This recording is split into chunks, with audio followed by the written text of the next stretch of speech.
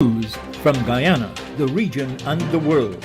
Compiled in the News Talk Radio newsroom and powered by DemeraraWaves.com.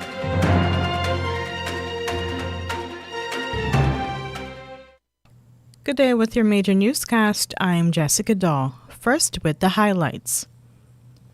The Guyana Police Force is promising the general public shopping comfort during the Christmas period with beefing up its crime prevention plan until January 15, 2022. The Opposition Alliance for Change and a New and United Guyana, ANUG, disagree with the $10 million Guyana dollar fine and life imprisonment for a number of election offenses. Contender for the post of leader of the People's National Congress Reform, Dr. Richard Van West Charles, does not support creating a slate to contest internal elections of his party.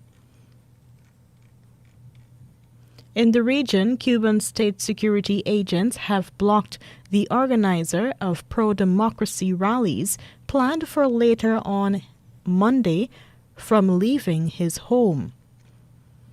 And Antigua and Barbuda's Prime Minister Gaston Browne has defended his parliamentary representatives over criticisms that they are absent from their constituencies. The details of these stories and more in just a moment. Advertise with us on News Talk Radio Guyana 103.1 FM for best coverage on programs on motivation, beauty and health, parenting and relationships, knowing your rights, and a variety of enlightening content, and get value for your money. Call our helpful staff today on 223-1056 or 223-1041 today. Now for the news in detail. The Guyana Police Force is promising the general public shopping comfort during the Christmas period with beefing up its crime prevention plan until January 15, 2022. Commander of Police Division 4A Andrew McBean says the public is assured that the presence of ranks and the Christmas season crime prevention plan has been activated from today. Emphasizes reassurance. You need to reassure the public that they can come to Georgetown and shop in an environment that is conducive. It emphasizes deterrence, quick policing response, police and public interaction, and that we hope would contribute to the promotion of positive perception of the police. This plan is also, as I said before, intended to aid in the reduction of crime and fear of crime. The 4A Division Commander for Georgetown to Industry on the East Coast and to Agricola on the East Bank says police will be deployed using various methods. How do we intend to go about putting forward this plan? The region will be divided or has been divided into 15 sectors consisting of foot, bicycle, and vehicular patrols. Each sector will be commanded by an officer or an inspector. Foot and bicycle patrol will be done between 8 and 18 hours daily. Motorcycle patrols will be done between 6 and midnight. And as Mr. Bladham would have indicated, that these patrols these plans were made based on our analysis. He advises the public to take note of patrol times and use those periods in their areas to shop and conduct other business. Motor vehicle patrols will be done on a 24-hour basis. Foot, bicycle, and motorcycle patrols timings will be adjusted to accommodate our late shopping, heightened intelligence-led operations, heightened focus on noise nuisance, our continued focus on COVID-19 enforcement. We continue our maritime patrols on a daily basis and working in close collaboration with the City Constabulary and the business community. Commander Andrew McBean says, in addition to the police providing protection, The public is advised to walk only with necessary items, shop in groups where necessary, always be aware of your surroundings, and avoid bulk cash transactions as much as possible. The Opposition Alliance for Change AFC and the New and United Guyana ANUG disagree with the 10 million Guyana dollars fines and a life imprisonment for a number of election offences. However, the government says attempts to cheat an election amount to the toppling of an elected government. ANUG Chairman Attorney at Law Timothy Jonas says the proposed amendments to the Representation of the People Act, ROPA, are crafted as strict liability offences rather than in a way that allows a court to determine whether accused persons have knowledge or intend to commit an offence. There is nothing here that talks about knowingly or fraudulently or with knowledge. This is strict liability. That goes past draconian. That is representative of the culture in our society that makes us think that if we have a heavy hand, we can stop crime. Touching on concerns about the introduction of strict liability offences, Attorney General Anil Nandalal says if a law is silent on intention, the court is required to read to consider that factor. He says Guyana has a history of election rigging by the People's National Congress reform. Mr. Nandalal says the penalties, which go as far as a 10 million Guyana dollars fine and a life imprisonment, are needed because such election-related offences are tantamount to toppling an elected government. You should immediately put this statement up on a website for everybody to see, for me to see, for you, the media to see, for both political parties to see, so that contemporaneously, live, the same day as it is being counted, you count in your 800 votes in your place of poll, I count in my 500 in mine. It is going up and it is being tabulated live. Use the technology, have it up live, and that will diffuse any nonsensical attempts when it becomes more centralized and all the statements of poll now go to one individual who can corrupt it. It makes his life much more difficult. Because when he is going through his process of collating these statements of poll, the whole country knows the result already. Chairman of a New and United Guyana, Timothy Jonas. Contender for the post of leader of the People's National Congress Reform, PNCR Dr. Richard Van West Charles, does not support creating a slate to contest internal elections of his party. He says the system of slates creates further division in the party. When I put up a slate, I am sending a message that I'm separating this set of people from those. I must be able to work with all of our comrades who have been elected by way of the democratic process. And we work as a team in the interest of the party and its leadership and its function to represent the issues of the people. But I don't subscribe to a slate.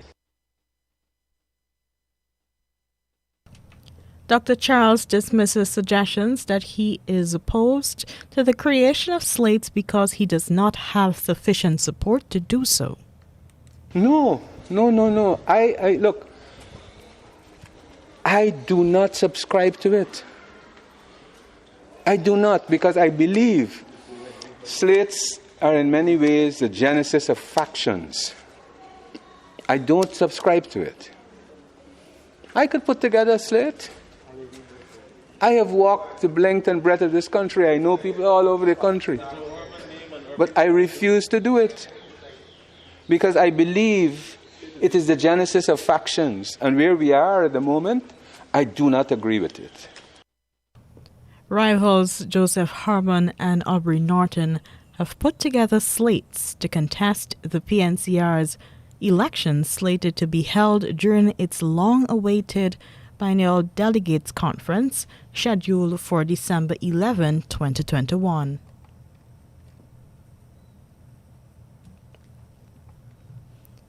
Government says it is working feverishly to avoid an increase in the price of rice. The U.S. spot price of urea fertilizer has more than doubled in recent months. But President Irfaan Ali at the weekend said that the government has been negotiating the purchase of urea at a lower price to prevent an increase in the price of rice. Your government is actively pursuing bilateral discussions to have a direct import of fertilizer. That is what the government is doing at this moment. The last 4 weeks, we have initiated discussion with many of our bilateral partners directly to get the fertilizer in to minimize the impact of this increase. And we're doing this so that the farmers, the sugar industry, the rice producers, they can all benefit.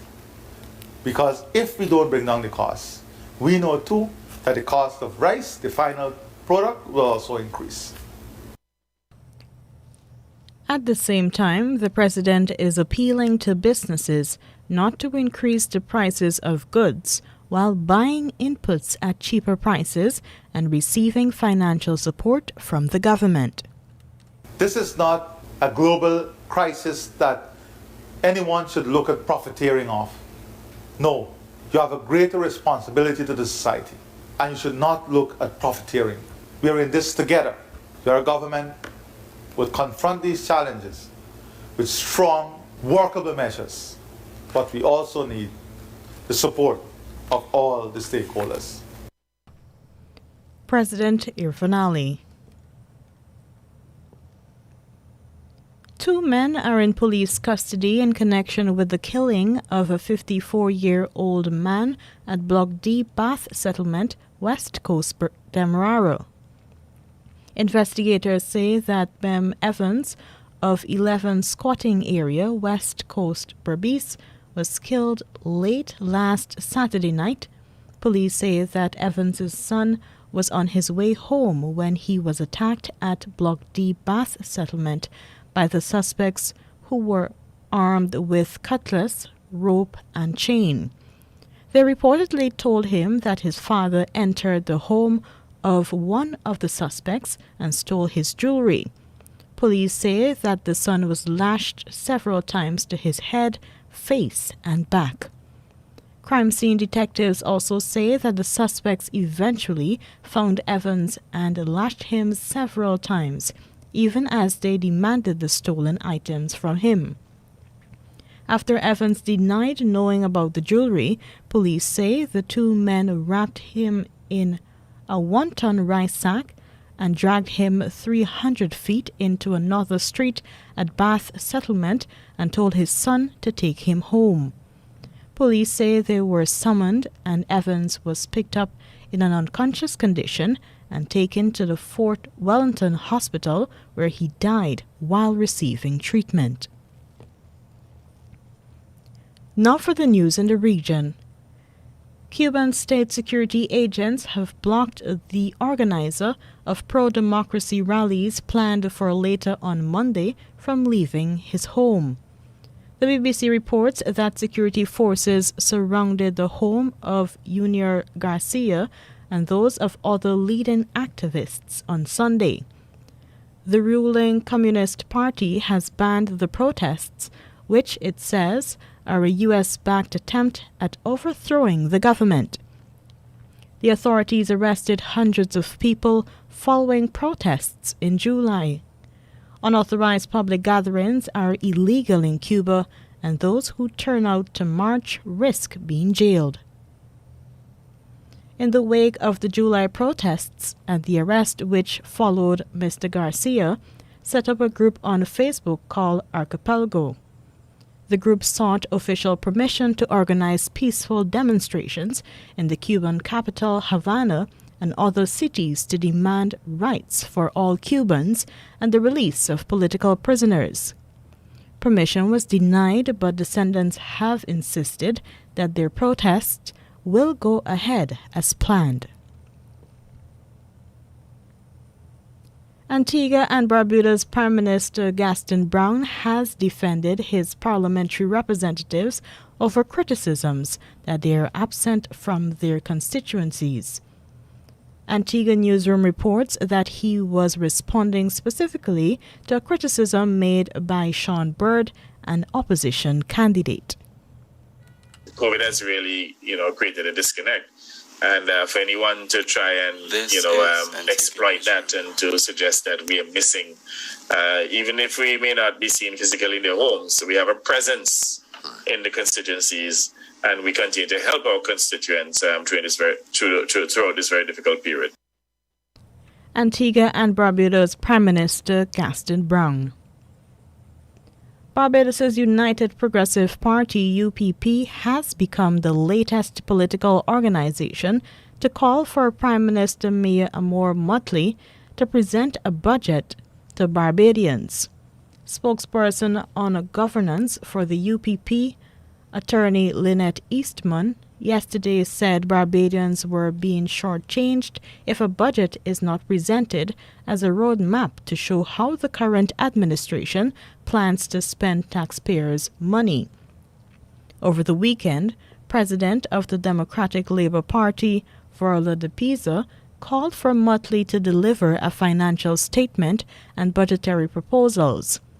This came after opposition leader Joseph Artley made a similar request late last month in the House of Assembly. Last week, government's senior economic advisor, Dr. Kevin Greenidge, said a budget was not necessary because the Motley administration had been transparent with its management of the economy during the COVID-19 pandemic. And here now is your international news from the BBC. BBC News with Sue Montgomery. Several hundred migrants have moved from a camp in Belarus to one of the main border crossing points into Poland. As the crisis escalates, EU foreign ministers are meeting in Brussels to discuss further sanctions against Belarus, which may also target airlines. The government in Minsk denies deliberately engineering the crisis. Steve Rosenberg is on the Belarus side of the border with Poland. This morning, hundreds of migrants have pushed right up to the razor wire. On the other side are Polish police and soldiers with water cannon. Polish helicopters have been circling, monitoring the situation. The migrants, many of them from the Middle East, are cold, desperate, but determined to get into Poland, to be allowed into the European Union. But the EU says the Belarusian authorities encouraged them to come here to put pressure on the West. And certainly as the migrants this morning moved en masse to the border, we saw no sign of Belarusian forces trying to stop them. The NATO chief has warned Moscow against aggression after Russia moved large numbers of its forces to its border with Ukraine. Speaking in Brussels, Jens Stoltenberg said NATO remained vigilant and was monitoring the situation very closely. The fact that we see this military build-up also reduces any warning time between a decision in Russia before they are able to actually conduct a military aggressive action against Ukraine. I don't want to speculate, but we need to be honest and we need to be clear-eyed about the capabilities that Russia has to conduct potential aggressive actions against Ukraine. A US journalist sentenced to 11 years in prison in Myanmar only last week has been released from jail. Danny Fenster, who worked for the online news site Frontier Myanmar, is on his way to America. The release was negotiated by a former US diplomat, Bill Richardson. Jonathan Head reports.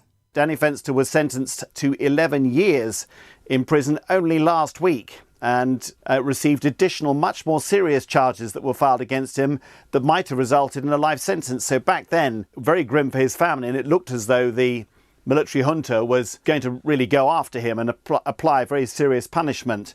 What the Burmese military got out of this is very hard to guess.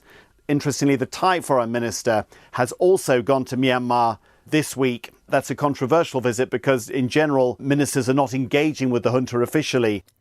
Britain has raised its terror level to severe, meaning another attack is seen as likely. The move follows an explosion in Liverpool on Sunday, which police say appears to have been caused by a homemade bomb.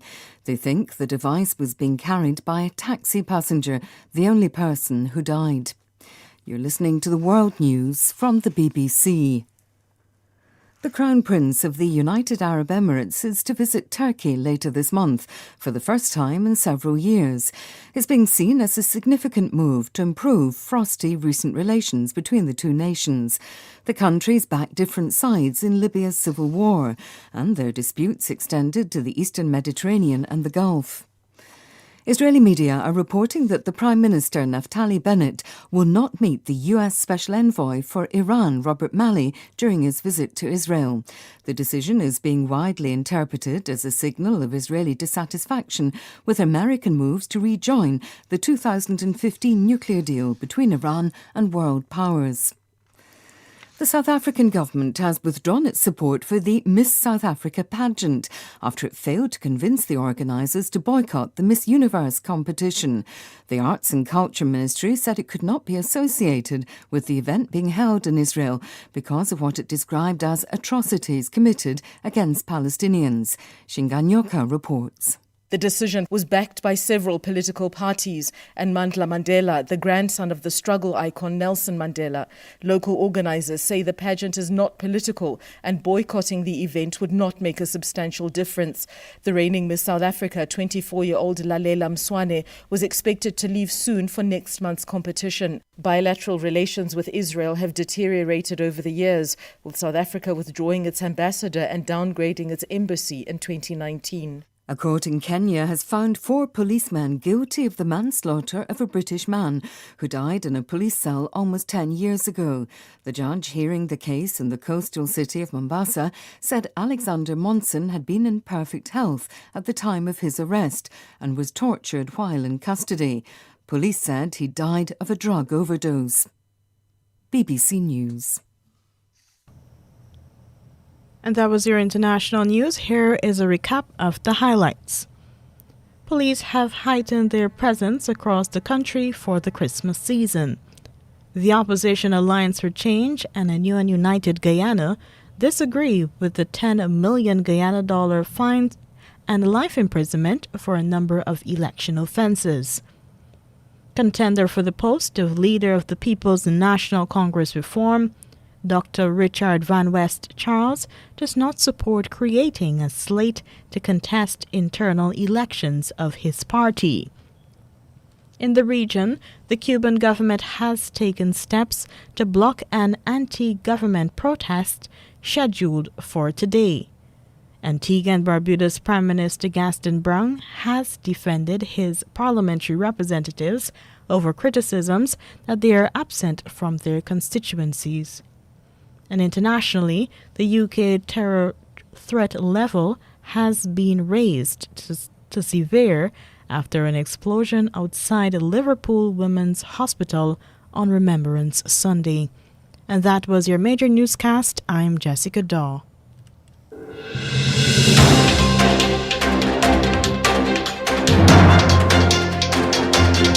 This has been the news, compiled in the News Talk Radio newsroom.